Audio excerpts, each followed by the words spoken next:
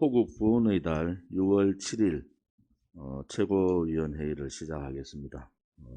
오늘은 박근혜 대통령께서 옥중투쟁 4년 3개월 1530일째 되는 날입니다. 우리 공화당은 6월 6일 66주년 현충일을 맞아서 6월 5일 호국 영령과 순국 선년들을 찾아뵀습니다.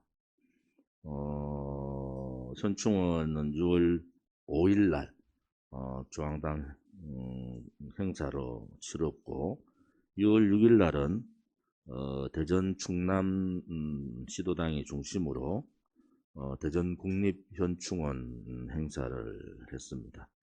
또한 부산에서는 유엔기념공원을 찾아뵙고 6.25 성전에 기여해 주신 미국을 비롯한 유엔 성전 국가에 대한 예를 갖췄습니다. 대구 경북을 중심으로는 국립영천호국원은 6.25 참전 용사들이 묻혀 계신 곳입니다. 찾아뵙고 자유민주주의 체제 수호와 또 자유통일이라는 또 하나는 친중 친북 불권 세력들을 처단해야 된다는 그러한 입장을 우리는 밝혔습니다. 체제가 무너지고 역사가 뒤바뀌는 이 상황에서 어느 정당, 어느 정치인도 자유민주주의 체제를 수호해야 된다는 위대한 대한민국의 역사를 지켜야 된다는 그러한 입장들을 밝히는 정치인이나 정당이 없어서 참 참담한 심정입니다. 6월 6일 날 영천에 있는 포원 정몽주 선생님의 고향이신 임고선을 방문했고 우리 공화당의 투쟁가인 단심가를 직접 눈으로 보고 왔습니다. 국가를 위한 충절과 충신과 역적은 그 마음부터 다른 겁니다. 우리 공화당이 힘든 이 4년에 행동하는 정당, 투쟁하는 정당이라는 모토를 가지고 4년간 이렇게 싸워온 것은 우리가 가는 길이 정의롭고 진실되고 우리가 싸우고 있는 것이 현재의 대한민국뿐만이 아니라 미래의 대한민국을 위한 투쟁을 하고 있다. 저는 그렇게 봅니다. 지금 대한민국의 법치는 문재인 좌파 독재 정권이 들어오면서 이 문재인 좌파 독재 정권의 태생, 이 소위 말하는 죄 없는 박근혜 대통령에 대한 거짓 선동 음모와 촛불 쿠데타를 통한 권력 찬탈이 문재인 좌파 독재 정권의 태생이고 그것은 대한민국에 태어나서는 안 되는 정통성이 없는 자들입니다. 우리는 그들을 인정하지 않고 있습니다. 대한민국 국민들은 그 거짓 선동에 처음에는 속았어. 두 번째는 침묵으로 일관했습니다. 그 침묵의 결과가 대한민국의 법치 사망이라는 상황이 온 겁니다. 대한민국의 법치 사망은 바로 야만의 대한민국이 되어버린 겁니다. 법이 아니라 자기들 이념과 같은 사람, 피의자가 검찰에서 승진을 하는 나라, 권력기관 수사를 겁을 먹고 자기 사람들로 검찰을 구성하는 또 국회에서 의회 정치를 무너뜨리고 일당 독재로 악법을 생산하는 나라, 그것이 바로 법치가 사망한 야만의 대한민국이 되어버린 겁니다.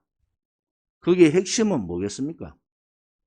진실도 외면하고 정의도 외면하고 그냥 그렇게 탄핵의 강을 건너고 탄핵을 묻어버리면은 결국 불의의 세력들한테 지배를 당할 수밖에 없는 겁니다.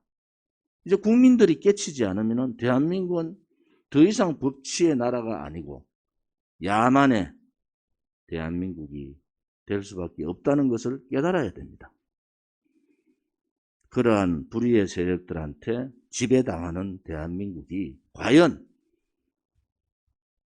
법치를 얘기하고 공정을 얘기하고 평등을 얘기하고 정의를 얘기하고 미래를 얘기할 수가 있는가 하는 데 대해서 우리는 의문을 가집니다.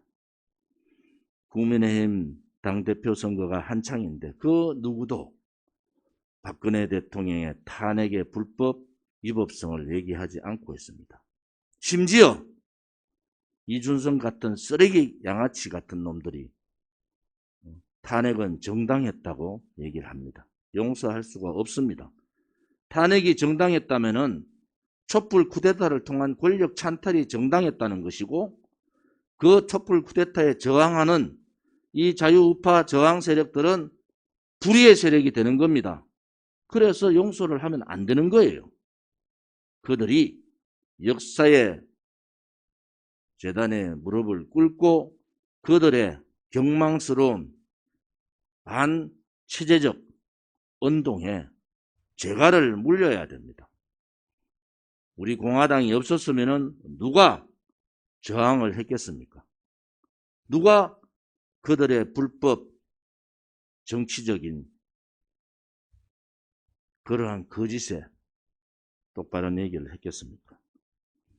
결국은 무법주의가 돼버리고 기회주의자들만 대한민국에 득실거리는 그러한 야만의 대한민국이 될 수밖에 없는 겁니다.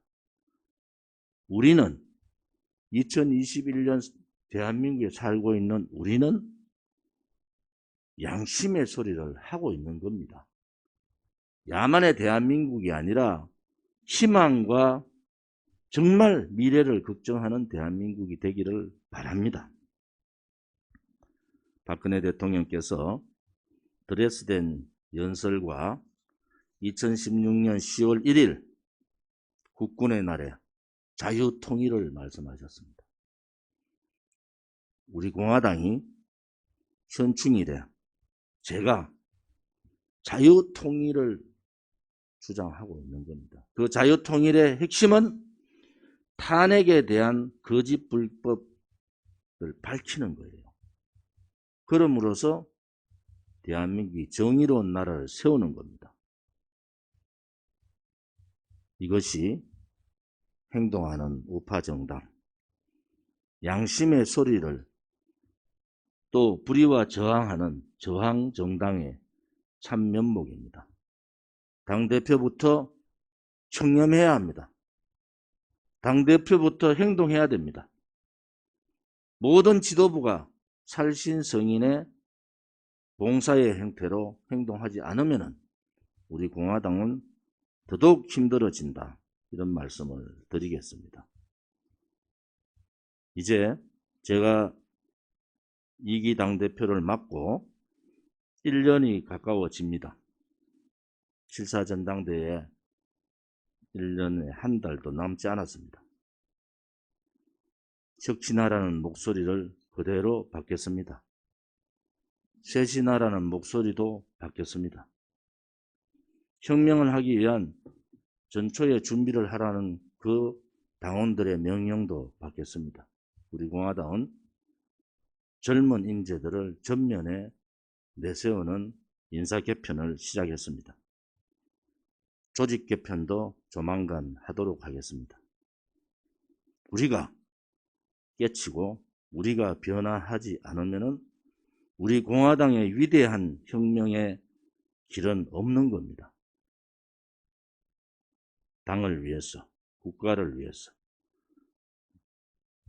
억울하신 박근혜 대통령을 위해서 오늘도 투쟁하고 있는 서명대 동지들과 애국우파 국민들에게 존경을 표합니다. 우리가 가야 될 길은 험하고 멀지만은 우리가 올바르게 가면은 그 길은 그렇게 어려운 길이 아닙니다.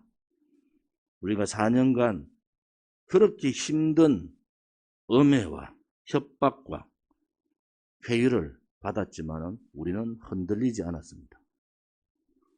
우리가 가야 될 길은 당당하게 그 길을 가야 됩니다. 지금 문재인 정권의 박근혜 대통령의 두려움이, 박근혜 대통령에 대한 두려움이 이제 언론을 통해서 나오고 있습니다. 제가 말씀드렸듯이 이재용 사면을 소위 박근혜 대통령 사면 불가와 맞물려 가고 있습니다. 두려운 거죠. 대통령 선거 전에 박근혜 대통령을 석방하기가 그들은 두려운 겁니다. 문재인 좌파 독재 정권만 두려운 게 아닙니다.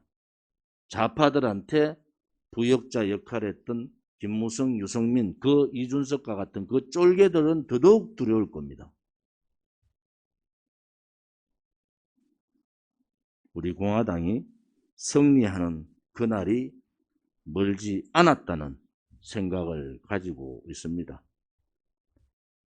인신감금 당해서 4년 3개월 동안 한마디 말씀하지 않는 박근혜 대통령에 대한 이 좌파 정권과 배신자 역적들의 두려움을 우리 공화당은 딛고 원내 교섭단체 정권을 찾아오는 그러한 정당으로 거듭나기를 바랍니다.